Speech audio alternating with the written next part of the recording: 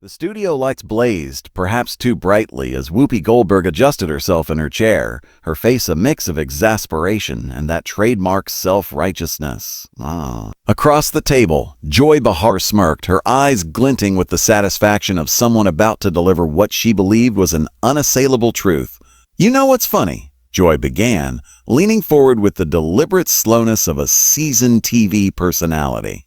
"These Republicans love their conspiracy theories, and yet remind me, Whoopi, who has been wrong about everything for the last few years." Whoopi gave an exaggerated shrug, her face a perfect mask of theatrical disbelief. "Oh, let me think. Oh, wait. Them," she said, her voice dripping with sarcasm. The audience chuckled on cue. The energy in the room was electric, the kind of self-assured momentum that The View had perfected over the years. This was their turf, their narrative, and today was just another episode of them setting the record straight forward. Except somewhere across the city, Karoline Leavitt was watching. She wasn't in that studio, wasn't seated at that round table, but she might as well have been.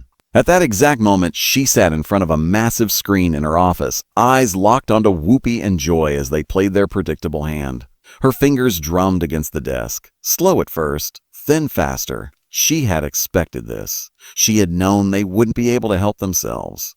What she hadn't expected was just how blatant, how utterly shameless they were about it. And yet, as she sat there watching them bask in their self-righteousness, she almost laughed. They had no idea that in just a few short hours, the story would slip from their grasp. The carefully cultivated illusion of control they wielded over public perception was about to shatter because Karoline had already made her move. And the best part, she hadn't even set foot in their studio to do it. The muted hum of the television filled the room, broken only by the occasional burst of laughter from the audience on screen. Karoline sat motionless, eyes narrowed, as she watched Whoopi Goldberg, Joy Behar, and Sunny Hostin tear into her like a pack of hyenas in a feeding frenzy. Whoopi, as always, was the first to throw down the gauntlet, her voice dripping with theatrical outrage. Karoline Leavitt flees, another conservative Barbie who thinks she's making history.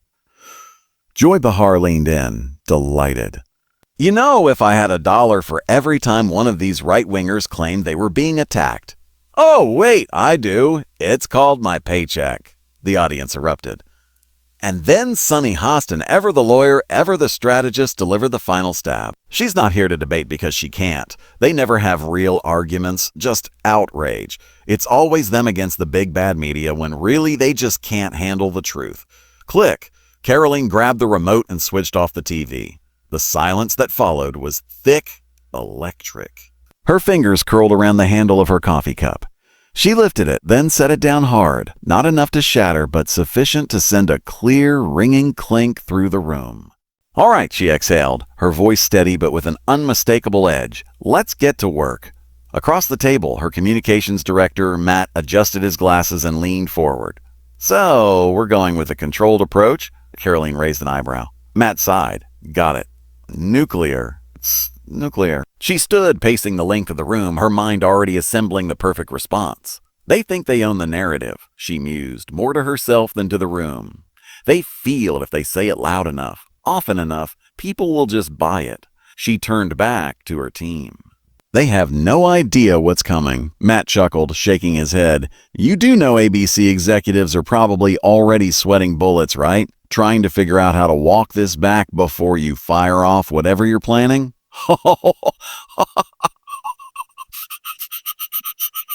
She grabbed her phone, scrolling through the headlines that were already emerging. Levy under fire on The View, ABC faces backlash after heated segment.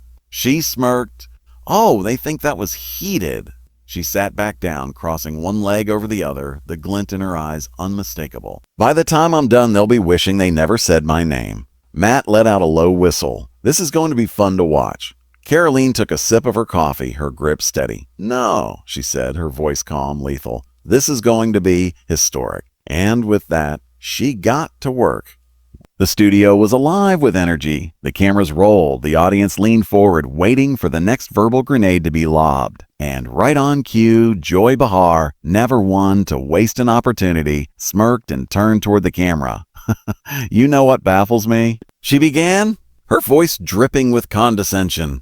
How some people, and I'm not naming names, but let's be honest, you know who I mean, think they're these fearless warriors for truth when they're just, what do the kids call it these days? Oh, right, grifters. The audience chuckled, and joy basking in the reaction continued. I mean, seriously, this girl, she waved a dismissive hand, has the nerve to act like she's leading some great conservative movement. But let's be real, the only reason she's relevant is because someone, she lifted an eyebrow, with a very orange complexion thinks she's cute. Laughter, applause. Whoopi Goldberg leaned back in her chair, shaking her head dramatically. I would like to remind everyone, Whoopi added, her voice carrying that signature self-righteous tone, that if it weren't for wokeness, this young lady wouldn't even have a job. That's the irony. She stands there talking about how woke culture is ruining America, but guess what, sweetheart? She spread her arms almost as if presenting a revelation. Without wokeness, you wouldn't even be at the table. More applause. Sunny Hostin, who had been quietly watching the exchange, finally leaned in, adjusting her microphone as if she was about to deliver a closing argument in a courtroom. You know what I find interesting? She mused. The same people who scream about cancel culture are the first ones to call for boycotts whenever someone dares to criticize them. Hypocrisy much? The audience erupted again. It was a full-blown pile-on now, and they were enjoying every second of it. But not everyone in the room was laughing. Near the edge of the set, a producer checked his phone, frowning at something on his screen. A junior staffer peeked over his shoulder. "What's up?" she whispered. He hesitated, then turned his phone around, revealing the words that were already setting Twitter on fire. Karoline Leavitt responds, live at 8:00 p.m. Buckle up. The producer swallowed hard. This wasn't over. Not even close.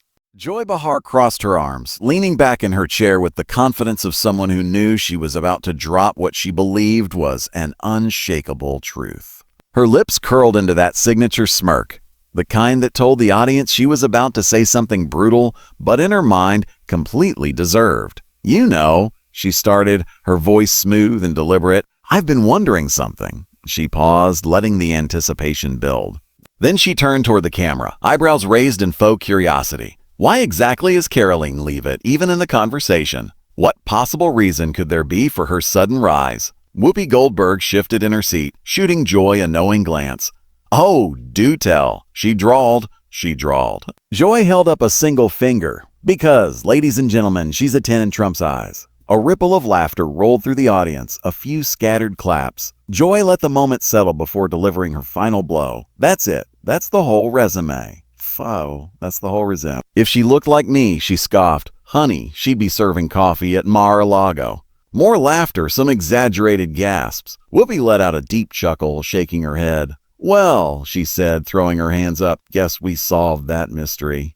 Across the table, Sunny Hostin arched an eyebrow but said nothing. A flicker of hesitation, maybe. But in that exact moment across the city, Karoline Leavitt was watching. Her jaw clenched. Her fingers gripped the armrest of her chair just a little tighter. She had expected an attack, of course she had. But this wasn't just a cheap shot. This was a deliberate attempt to erase everything she had worked for, to reduce her years of grinding, learning, and outmaneuvering her opponents into nothing more than a pretty face hand-picked for decoration. She inhaled slowly, then exhaled. They had no idea what they had just done. Whoopi Goldberg shifted in her chair, already revving up for what she did best. You know, she began, stretching out the words like a teacher about to lecture an unruly student, I would like this young lady to do some homework before she opens her mouth. The audience chuckled. Whoopi leaned forward, eyes locked on the camera as if she were speaking directly to Karoline. Because she said something yesterday that pissed me off. She paused for dramatic effect. She said there will be no wokeness here. Oh yeah? Whoopi's eyebrows shot up, her voice dripping with incredulity. The audience hummed in agreement. Let me explain something to you, Whoopi continued, her voice rising now, hands gesturing wide. Because without that wokeness, honey, you might not have that job. A few scattered claps. You think women were always invited to these tables? You think you would have just walked in here, no problem, 50, 60 years ago? She shook her head, letting the silence stretch just long enough to let the weight of her words settle in. Women were not invited to that table. Women were not invited to a lot of tables in this nation. And we busted our asses to make sure that this was a person's world, not just a man's world. Applause. Cheers. Whoopi sat back, satisfied. Across the city, in a quiet office, Karoline Leavitt sat frozen, not with fear, not with intimidation, but with a simmering, measured intensity. She exhaled slowly, drumming her fingers against the desk. The ghost of a smirk formed, so this was their angle. The same people who claimed to champion women's empowerment had just reduced her entire career to an affirmative action here. And they didn't even see the irony. Karoline narrowed her eyes at the screen. Whoopi Goldberg wasn't finished. She pushed back in her chair, eyes locked on the camera, her energy shifting from condescension to full-blown preacher mode, the kind of grandstanding that made audiences nod along not because they were absorbing facts, but because they were caught in the rhythm of the performance. You know what? The reason we fought, the reason we busted our behinds, was to make sure that you didn't have to worry about this, Karoline. She let the name linger as if she was bestowing some great truth upon the young conservative who wasn't even in the room. She scoffed, throwing up her hands. And now to hear you talk about it, to hear anybody talk about no more wokeness, that wokeness was put in place for a reason. The audience hummed in approval. Whoopi leaned forward, voice dipping low for dramatic effect. Because let me tell you something, honey. Black people, they couldn't get into colleges. Women, they couldn't get into the schools they wanted. That's the history. That's the truth. That's the truth. She was rolling now, her voice rising, her hands waving. This wasn't just a debate anymore, it was a sermon. This isn't just black or Asian or Latina. This is all women. We were not invited to this party. She let the silence settle for a beat. It was a man's world. A few members of the audience clapped, but some simply watched. Whoopi's voice softened, but the weight of her words hung in the air. And we busted our asses to make sure this was a person's world. Across the city, Karoline Leavitt leaned back in her chair, crossing her arms. Her face gave nothing away, but inside, she was calculating. Whoopi wasn't just rewriting history. She was rewriting Karoline's place in it, turning her from an independent, self-made woman into someone who should be grateful for the very ideology that now sought to silence her. And Karoline? She wasn't about to let that slide. The hypocrisy was almost too easy to spot. Across the internet, commentators were already tearing into Whoopi Goldberg's tirade. Whoopi Goldberg is mansplaining the role of a press secretary to Karoline Leavitt. You can't make this up. Oh, of course she had to make it about race because that justifies dismissing a woman's entire career, right? The reactions flooded in. But Karoline, she wasn't just reading them, she was calculating her move. She had sat through every second of their smug little takedown. She had listened to them rewrite her success, reduce her career to a lucky break granted by wokeness. And now she was about to set the record straight. The room was dimly lit, just enough to cast a soft glow against the deep navy of Karoline's blazer. A single camera, no distractions, no flashing lights, no studio audience, just her and the truth. She leaned forward slightly, elbows resting on the sleek wooden desk. When she spoke, her voice wasn't angry. It wasn't shaken. It was sharp, deliberate, the kind of calm that made people listen. You know, I find it funny, she tilted her head slightly, as if contemplating the thought in real time. The ladies of The View love to talk about empowering women. They claim to lift young professionals, especially young women in politics. She let that linger for a second. She smiled, but it didn't reach her eyes. And yet, here they are on national television dismissing an entire career because they don't like my politics. She shook her head slightly, exhaling through her nose. Let's be honest. The View doesn't want strong women. They want obedient women. She let the words settle, and I refused to play their game. The camera was rolling. Karoline sat upright, posture composed, but there was an edge to her presence, a quiet, deliberate fire in her eyes. This wasn't just a response anymore. This was a reckoning. For years, they've pushed the same rhetoric, the same dangerous narrative that led to not one, but 2 assassination attempts on President Trump. She didn't blink. They call him a threat to democracy over and over again. And if you're a deranged lunatic, if you're mentally unstable, you'll believe that lie. A pause, a subtle tilt of the head. And yes, you'll act on it. The silence that followed was deafening. Karoline let the weight of her words settle before continuing, her tone steady. Twice now, we've seen this happen. Twice. And yet, they refuse to take responsibility. They refuse to acknowledge that the very fear-mongering they engage in is fueling real-world violence. The footage cut to a clip from just last week. Tim Walz and Kamala Harris standing on a stage, shaking their heads in performative disgust. The people who showed up to President Trump's rally at Madison Square Garden, Wallace began. And then, static. Cut to commercial. The broadcast was pulled before the segment could even finish. Back in her studio, Karoline exhaled, her fingers tapping lightly against the desk. She murmured, "And that is how you know you're right on target." The moment Karoline's video hit the internet, the reaction was instantaneous. Within minutes, Twitter, Facebook, and Instagram exploded. Cancel The View. Karoline owns The View. Media lies exposed. Screenshots of Whoopi's ranting spread like wildfire, juxtaposed against Karoline's calm, surgical rebuttal. A clip of Joy Bahar's smirk followed by Karoline's icy retort. The View doesn't want strong women. They want obedient women. And the people, they saw right through it. I used to respect The View, but this is disgusting. They preach female empowerment while tearing down a successful young woman just because she's conservative. They attacked her for hours. She responded in minutes. Why do they need wokeness to stay on the air? It was everywhere. But inside ABC's headquarters, the mood was anything but celebratory. A sharp knock echoed through the glass-walled conference room. A man in a crisp suit stepped inside, clutching a tablet, his expression grim. "We have a problem," he announced, sliding the screen across the table. The room fell silent. ABC's top executives leaned in. The numbers were staggering, viewership plummeting, online backlash skyrocketing, advertisers getting nervous. One executive, a man who had been in the industry for decades, exhaled sharply and ran a hand down his face. Across from him, another executive tapped his pen anxiously. "Okay, we can get ahead of this. We put out a statement. Something about context, how the comments were misunderstood." The man with the tablet shook his head. It's too late. The internet already made up its mind. A weighted silence filled the room. For the first time in years, The View wasn't controlling the narrative, and they had no idea what was about to hit them next. Across the city, Karoline Leavitt was far from done. She sat before the camera once more, eyes steady, voice sharp as steel. "That's despicable, dangerous, divisive rhetoric," she said, her words cutting through the silence, "and it's spewed by the Democrat Party every single day." She didn't blink. "And yet, I am so sick and tired of the media pointing the finger at Donald Trump, claiming he is the one dividing this country. He is not. The media is." The words hung there, weighty and undeniable.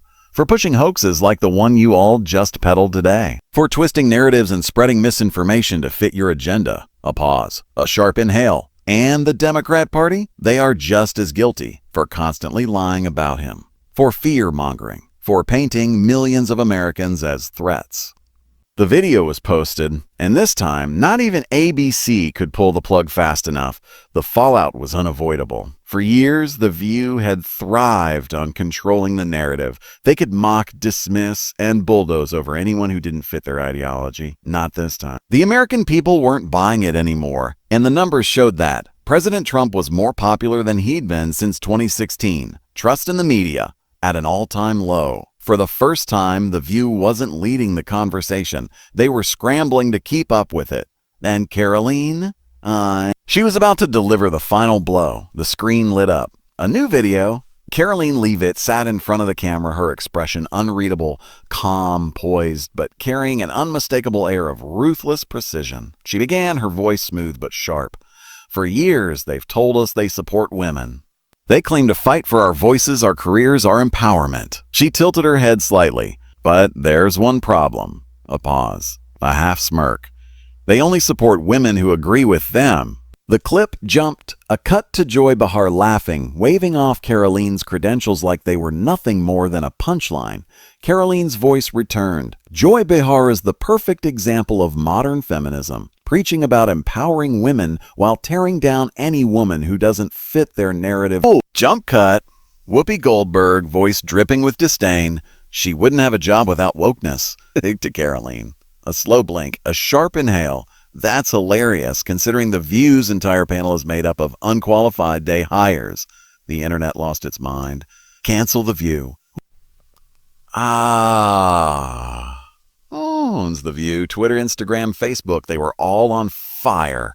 And then Sunny Hostin's name appeared on the screen. Karoline didn't hold back, and Sunny Hostin, of all people, wants to talk about privilege? Give me a break. She exhaled, letting the weight of her words settle like a bomb before delivering the final crushing blow. The View doesn't want strong women. A pause. They want obedient women. The screen cut to black. Oh! Within minutes, the internet erupted. Hashtags dominated every platform. And for the first time, The View was completely on the defensive. Inside ABC's headquarters, it was absolute chaos. A boardroom tension thick enough to cut with a knife. A senior executive, red-faced and furious, slammed his palm against the table. We need to shut this down. Now, a junior PR rep scrolling through his phone swallowed hard. "It's worse than we thought," he muttered. "Big advertisers are already pulling out." A silence fell over the room.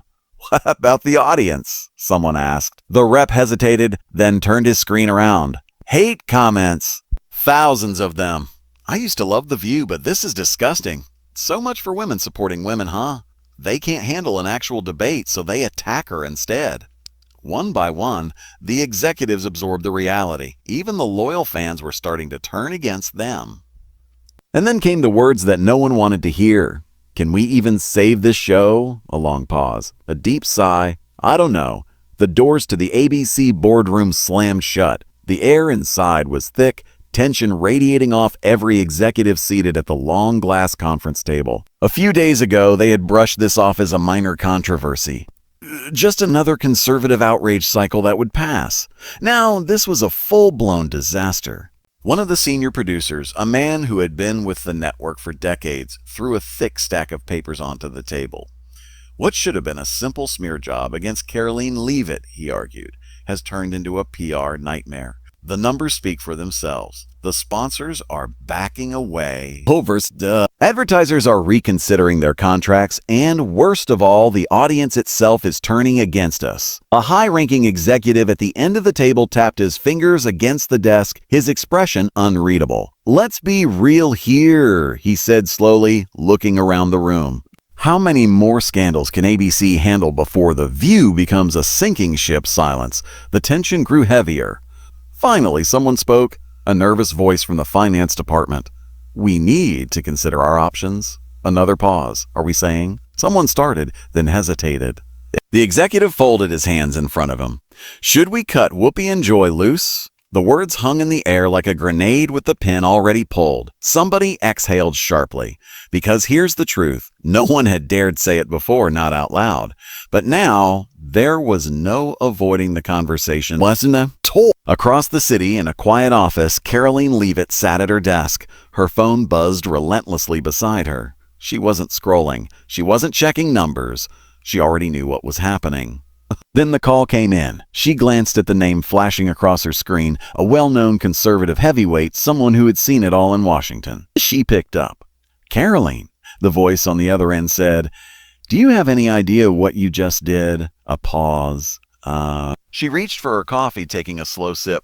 "I think I have a pretty good idea." And for the first time since this firestorm began, she smiled. Inside ABC's headquarters, the atmosphere was heavier than ever. The executives sat around the table, exhaustion etched into their faces. The days of crisis management had turned into weeks of damage control. And now, they were at a breaking point. The View had played with fire for years, thrived on controversy, profited off outrage. But this time, they might have finally burned themselves beyond repair. The network had two choices, and neither was good. A long silence stretched across the room before the CEO finally spoke, rubbing his temples.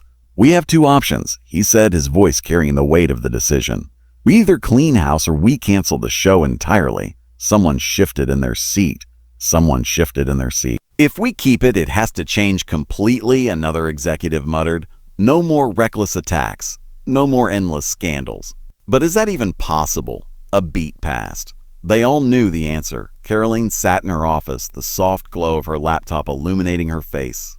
The notifications were relentless. Millions of views, tens of thousands of comments, a feed flooded with support. Karoline just ended The View. "This is legendary. I never thought I'd see the day mainstream media is finally getting what it deserves. The truth always wins." She exhaled slowly, absorbing the moment. They had tried to smear her, destroy her, bury her. Instead, she had turned their own playbook against them. The weight of what had happened was settling in, not just for her, but for the entire media landscape. She closed her laptop and leaned back in her chair, allowing herself a rare moment of quiet. Then, eyes closed, she whispered under her breath, "This is only the beginning."